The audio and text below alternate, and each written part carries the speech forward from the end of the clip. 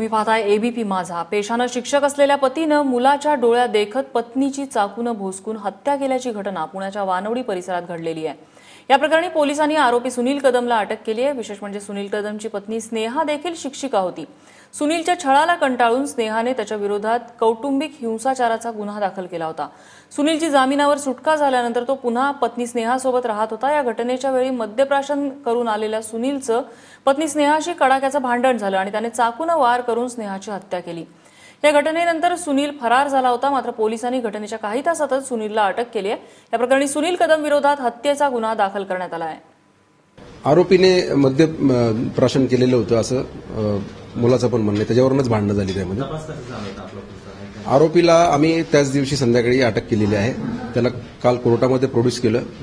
कोर्टामध्ये प्रोड्यूस केल्यानंतर त्याला 17 तारखेपर्यंत त्याला पोलीस कस्टडी मिळालेली आहे।